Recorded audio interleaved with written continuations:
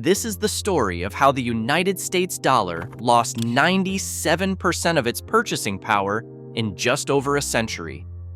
What cost $1 in 1913 now costs nearly $33 today. None of this happened by accident.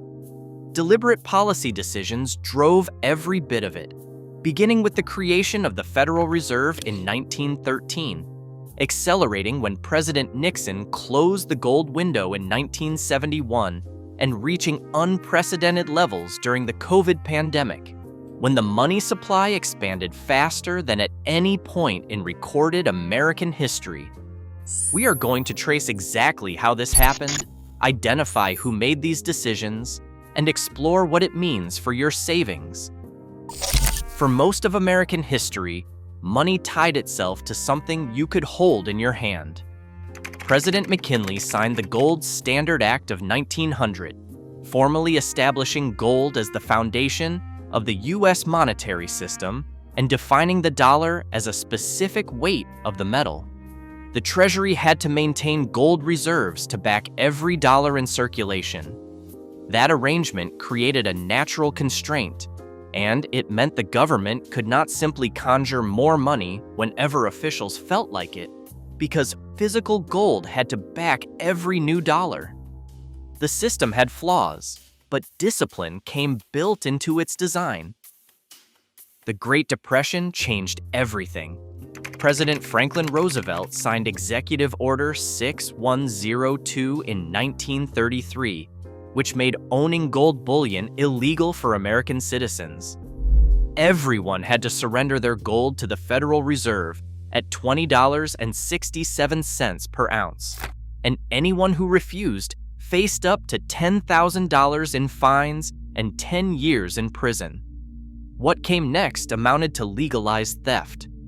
The Gold Reserve Act of 1934 raised the official gold price to $35 per ounce, which represented a 40% devaluation of the dollar overnight.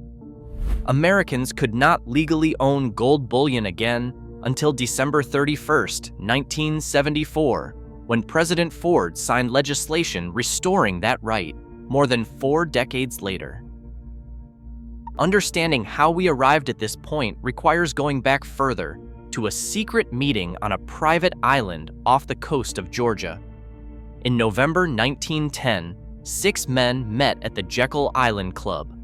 They traveled using only their first names, and they told curious onlookers they were duck hunting. Senator Nelson Aldrich attended as chair of the National Monetary Commission, and he was a kinsman of the Rockefeller family. Paul Warburg of Kuhn Loeb was there as well. He had spent years studying European central banks. Representatives from J.P. Morgan and Rockefeller banking interests rounded out the group. 2 decades passed before the public learned any of this. Journalist B.C. Forbes first revealed the meeting in Leslie's Weekly in October 1916. What emerged from those secret discussions became the framework for the Federal Reserve Act, and President Woodrow Wilson signed it into law on December 23, 1913. Officials offered reasonable justifications for the new system, including preventing recurring financial panics, creating a flexible currency that could expand and contract with economic needs, and providing a lender of last resort for struggling banks. Skeptics weren't buying it. Congressman Charles Lindbergh Sr. of Minnesota issued a warning that still echoes today. He said, "This act establishes the most gigantic trust on earth. When the president signs this bill, the invisible government by the monetary power will be legalized. Whether you view the Fed as a necessary stabilizing force or a dangerous concentration of power, one thing remains undeniable. It fundamentally changed how money works in America." The Jekyll Island system still maintained a link to something real. Under the Bretton Woods Agreement of 1944, the United States dollar stayed pegged to gold at $35 per ounce, with other currencies tied to the dollar, and with foreign central banks able to exchange their dollars for gold at this fixed rate. The math stopped working by August 1971. U.S. gold reserves had fallen to roughly 10,000 metric tons, while 4 times as many dollars floated around the world as gold reserves could support. Countries started demanding their gold back. August 15, 1971 arrived on a Sunday night. President Nixon appeared on television at 9 p.m. to make an announcement. He said, "I have directed Secretary Connally to suspend temporarily the convertibility of the American dollar." That word, temporarily, mattered. He assured the country that if you are among the overwhelming majority of Americans who buy American-made products in America, your dollar will be worth just as much tomorrow as it is today. The gold window never reopened. What Nixon called temporary became permanent, and from that moment forward, the US dollar operated as what economists call a fiat currency, backed by nothing except faith in the US government. Gold tells the story of what happened next. August 1971 saw gold trading around $43 per ounce, and today that same ounce costs over $4,400. That works out to an increase exceeding 10,000%, which means the dollar lost over 96% of its value measured against gold since Nixon's announcement. Removing the gold constraint handed the Federal Reserve essentially unlimited ability to create money, and the mechanics work like this. The Fed creates money electronically by purchasing assets, primarily Treasury securities and mortgage-backed securities, and no physical printing takes place. When the Fed buys these securities, it simply credits the seller's bank account with newly created money. In 2002, former Fed Chairman Ben Bernanke explained the process this way. He said the United States government has a technology called a printing press, or today its electronic equivalent, that allows it to produce as many United States dollars as it wishes at essentially no cost. The phrase printing press captures the idea. The 2008 financial crisis saw aggressive use of this power through programs called quantitative easing. Quantitative easing 1, quantitative easing 2, and quantitative easing 3 collectively added trillions of dollars to the Fed's balance sheet over several years. What happened in 2020 dwarfed all of that combined. In August 2007, the Federal Reserve's balance sheet stood at approximately $870 billion, and by February 2020, before COVID arrived, it had grown to about $4 trillion. And then came the explosion. 3 months later, by June 2020, the Fed had added nearly $3 trillion more dollars, and the balance sheet peaked at nearly $9 trillion in January 2022. Money supply figures paint an even starker picture. M2, the broad measure of money in circulation, grew 26.9% year over year in February 2021.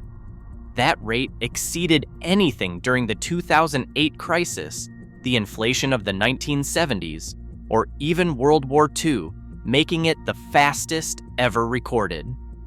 One number captures the scale of what occurred.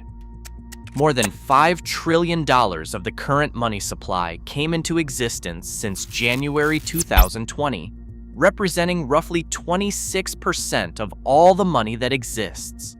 Dramatically expanding the money supply produces predictable results. Prices climb.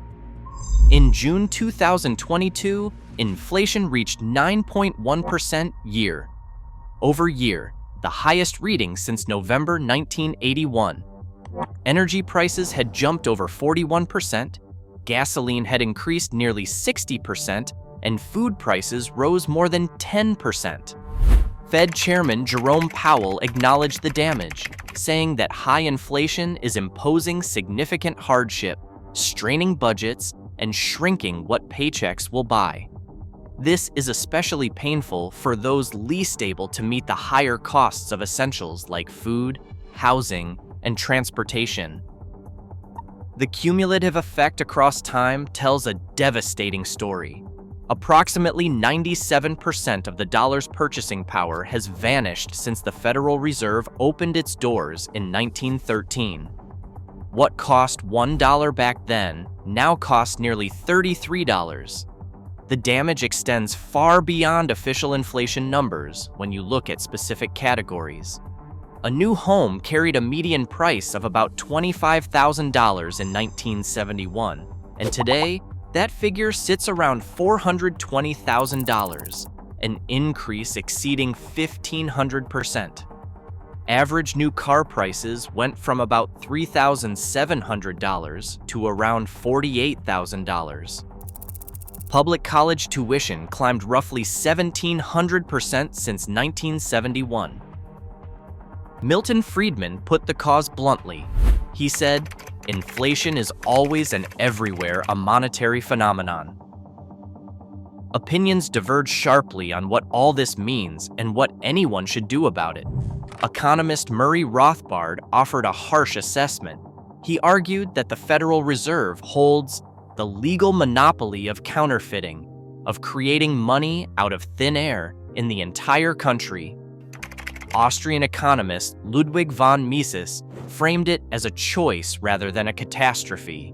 He wrote, "The most important thing to remember is that inflation is not an act of God. Inflation is a policy."